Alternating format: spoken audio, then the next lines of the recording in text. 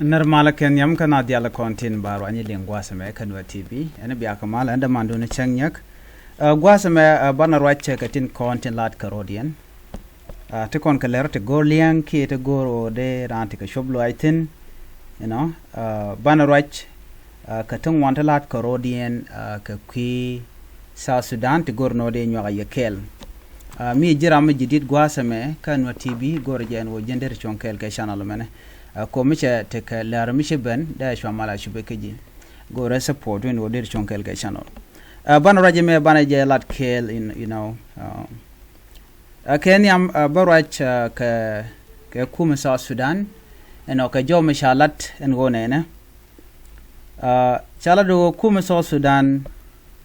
kana witi ko kien ano teji Ethiopia ten te Congo ten te Egyptian te ten te Ghana ten Uganda no awawani am kan witu wan kokien raje me kole ben ka kuumɛ mɛrkɛmɛ waken ka kornin de jan bakel after 60 day ka joran cha kwen ka je kwerdan ka mɛrkɛmɛ kan biken visa ne ken biken ka kapchong mu wete chiken tin gor ka chiken ka tiang ko tama ngai konno ala kuumɛ mɛrkɛmɛ te wanti to woje long re kwaradian kire wedien te lat kenen wonene cha ne kien to ngwan ken long cha kala de je ko kujamo chol ken jiwin diala ko kenen wo let ken churdian lot re we mɛrkɛmɛ ki shenga re we mɛrkɛmɛ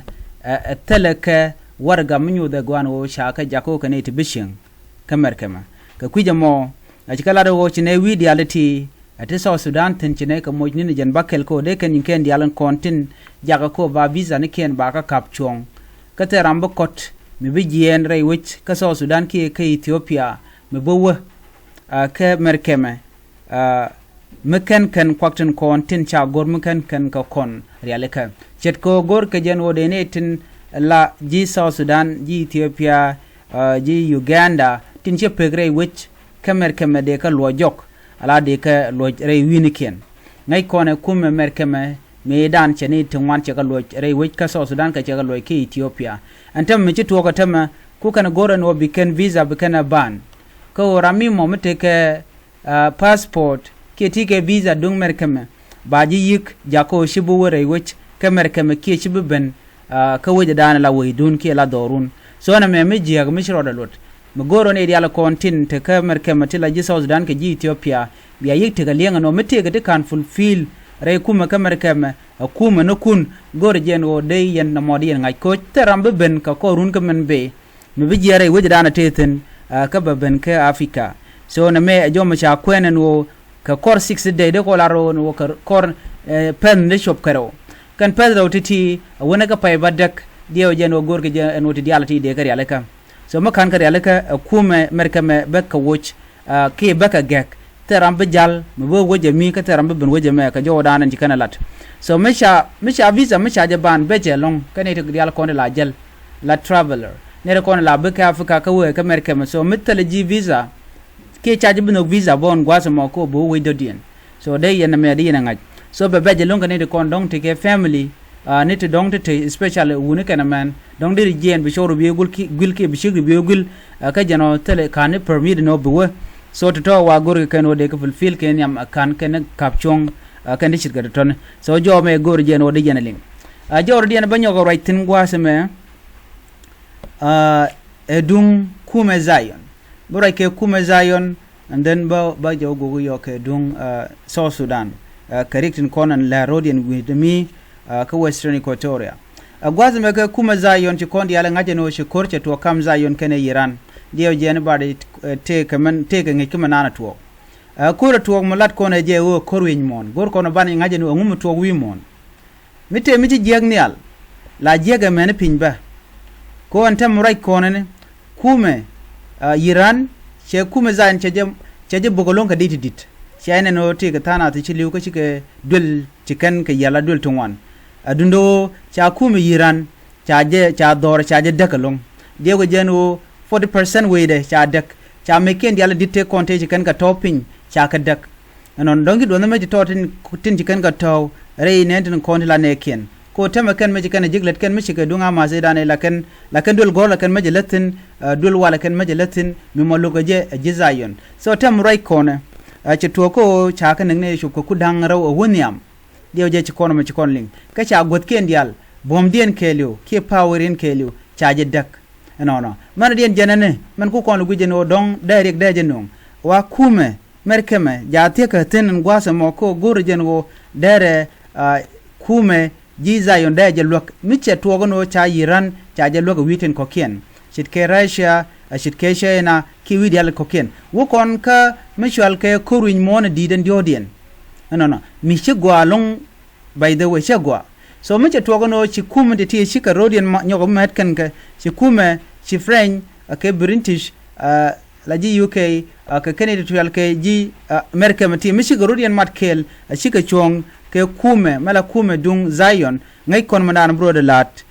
beriek batolong beriek me batog bo kam nenen kon tila jipala lwakos kana jipala lwakos ente re dorte kokien ki Christian kana muslimi so na mo beriek beje nongo long wi mon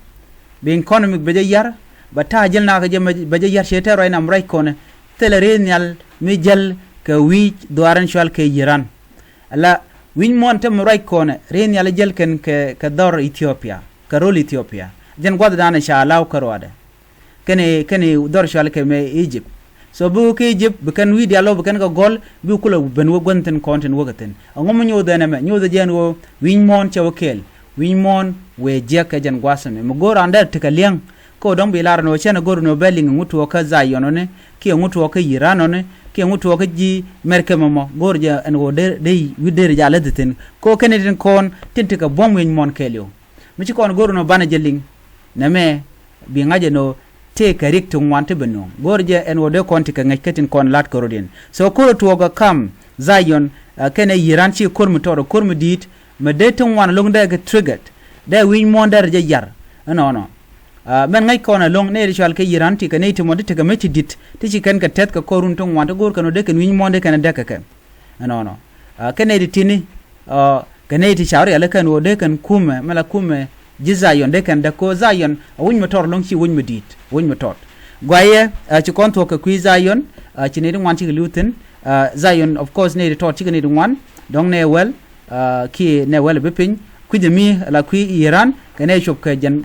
ku dangro wude ku dangro jan dangro wan to woni am rep kan rodien ko wedien chaja dek mani airport ne kien godi ala kontinent metin ko mechi kan galatre re gan god dan ta ga tikten just lo am jira lo no dong adem shir na madara tuop du no Iran akanitin konde lat ka mishit kan mene